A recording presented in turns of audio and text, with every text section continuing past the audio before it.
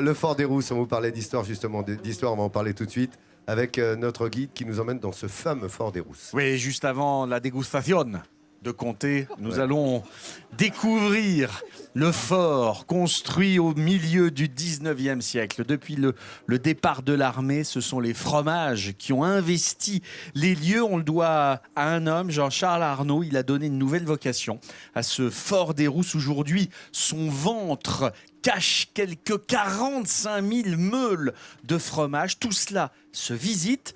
Vous ne pouvez pas venir ici ? Pas grave, nous l'avons fait pour vous et vous allez découvrir dans un fort de 150 ans un fromage qui a plus de 1000 ans. Oh. Nous sommes aux Rousses, à 1150 mètres d'altitude, dans le Haut-Jura. Cette petite station de moyenne montagne est réputée pour le ski de fond, mais également pour son fort. Perché au milieu des sapins, le fort des Rousses est le deuxième plus grand bâtiment militaire de France. Bâti à la fin du 19e siècle pour protéger le pays contre une éventuelle attaque ennemie venant par la Suisse, cet édifice vertigineux s'étale sur près de 21 hectares de terre. Et à l'intérieur, des kilomètres et des kilomètres de galeries voûtées. Alors à cette heure matinale, nous pourrions nous attendre à voir surgir une armada de soldats et de gradés. Que nenni! On découvre désormais des dizaines, des centaines, des milliers de comtés à perte de vue. Et à l'origine de cette idée incroyable, il y a Jean-Charles. J'ai acheté le Fort des Rousses en 1995, lorsque le président Chirac a décidé d'arrêter la conscription et le service militaire. Et c'est un peu le hasard qui m'a conduit à cela, puisque 15 ans plus tôt, en 1980, j'étais pendant une année instructeur dans le centre d'entraînement commando 23 du Fort des Rousses. À cette époque, le militaire Jean-Charles découvre ces magnifiques voûtes de pierre. D'une famille de fromagers, il lui vient une idée pour le moins originale. Avec ma famille fromagère, je me suis dit, mais plutôt que de stocker des explosifs, ça serait tellement mieux d'y mettre des fromages, on y ferait un travail tellement fantastique. Je me suis dit, le Fort des Rousses, il va devenir fromager. Et en 1995, Jean-Charles se lance dans l'affinage de comté, dans ces caves dont l'atmosphère est idéale pour la production de fromage. Une température constante, toute l'année, une ventilation optimale. Aujourd'hui, le Fort des Rousses abrite plus de 100 000 meules de comté, du comté à ne plus pouvoir compter. Il y a une dizaine de kilomètres de galeries. Nous avons 350 kilomètres de planches sur lesquelles sont placés nos comtés donc à l'affinage. Patrimoine gastronomique du Jura, le comté est affiné dans ce fort dans la plus pure tradition jurassienne. Le fromage subit des soins hebdomadaires particuliers avant d'arriver à maturation et devenir un produit d'exception. Chaque fromage reçoit 2 ou 3 soins par semaine. Retournement, fait avec une machine, salage à la main, et à nouveau l'automate qui va effectivement frotter donc ces fromages. Et l'exception se travaille. Une armée d'hommes et de femmes en tenue de laborantin veille au grain. Et ils bichonnent ces meules tous les jours avec passion et fierté. Je suis fier de travailler ici parce qu'on est dans un site exceptionnel, que ce soit tant en extérieur qu'à l'intérieur des caves. Et chose incroyable, tous ces employés vivent ici, au sein même du Fort des Rousses, dans l'ancien bâtiment des sous-officiers. Un cadre de vie insolite, une chance inouïe et une vue saisissante sur la haute chaîne du massif du Jura. C'est un peu inhabituel pour des personnes d'habiter dans un fort, on va dire. C'est vrai qu'avec une vue pareille, avec on va dire un espace de vie assez important, sachant qu'il y a 21 hectares de terrain quand même dans le fort, on a une chance quand même extraordinaire. C'est vrai que c'est très agréable. Aujourd'hui, ce lieu d'exception patrimoine des Rousses est ouvert au public. Chaque année, des milliers de visiteurs viennent ici découvrir ces galeries où l'histoire de la pierre se mêle à l'héritage gastronomique du Jura. Une expérience gustative et visuelle inoubliable. C'est exceptionnel d'avoir pu utiliser un fort à des fins de conservation aujourd'hui d'un fromage aussi merveilleux que le comté.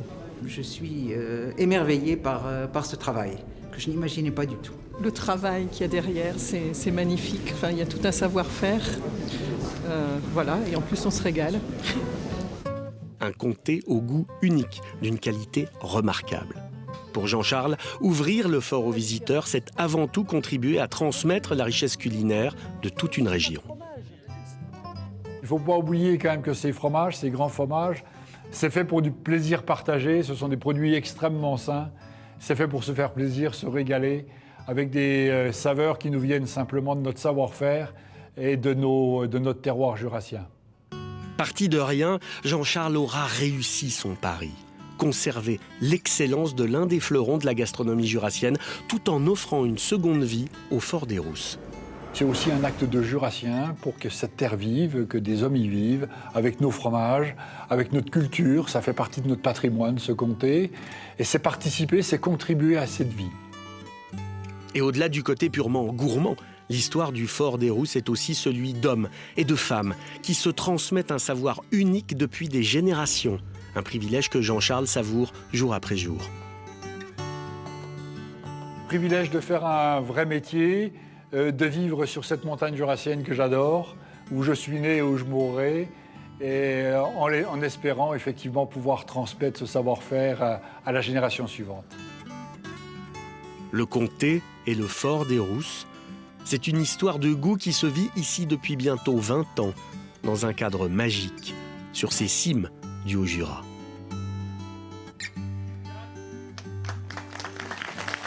Bien belle histoire, hein, Seb. Ah, puis il a une histoire étonnante, ce fort, parce que tout commence grosso modo en 1815, quand Napoléon revient au pouvoir, les armées, les puissances européennes alliées se préparent à envahir la France, et ici, c'est un point d'entrée privilégié. Donc on décide de fortifier la région. Alors le fort, on prend la décision un tout petit peu plus tard, c'est dans les années 1839-1840 qu'on décide de construire ce fort. Il faudra 20 ans pour le construire, il sera inauguré en 1862, il est abandonné en 1919, une première fois, il devient colonie de vacances, et puis en 1939, il retrouve sa vocation militaire, l'armée décide d'en faire un centre d'entraînement commando, ça perdure jusqu'en 1995, et c'est là où il devient ce lieu où on sublime le fromage, qui est devenu une œuvre d'art aussi maintenant, Vincent. C'est plus qu'une œuvre d'art, si tu veux. C'est une religion. C'est l'excellence. Tu comprends ça? C'est une religion. Certains entrent dans des cathédrales pour y voir et être touchés par le Saint-Esprit. Moi, c'est pour avoir le parfum du comté. Non mais quoi? Regarde. Regardez. C'est pas une cathédrale? Pour ceux qui ont eu la chance, comme moi, de visiter à Langhirano les cathédrales de Jambon de Parme, on retrouve cette même ambiance. C'est-à-dire ce Saint-Esprit du fromage qui descend sur père. Quoi d'autre? Oui, non mais j'ai envie de dire, dans cette ambiance extrêmement recueillie, regardez comme l'homme est heureux. Regardez Jean-Charles, comme il va sonder ses comtés, ses vieux comtés, comme il va en extraire toute la substantifique moelle, parce que l'affinage, c'est la fin de la vie d'un comté avant qu'on le consomme. Et il a fallu travailler dessus. Plus de 30 fruitières qui sont on va dire les petites unités de production de ces comtés dans toute la Franche-Comté. Et une fois que les fruitières ont livré leur meule, elles partent dans ces cathédrales pour l'affinage. L'affinage qui est vraiment le moyen d'extraire On en a parlé, justement, le goût. c'est Voilà. important. L'affinage, c'est très important dans le Ouais, fromage. dans le fromage, On pense souvent aux producteurs et on pense moins aux affineurs. C'est un tort. C'est un beau travail. Et juste avant d'aller... Venez, on va voir ces fromages, parce que vous m'avez apporté, Jean-Charles, quelque chose d'absolument extraordinaire. Venez avec moi. Oui. Je peux vous dire qu'on a là de l'exceptionnel.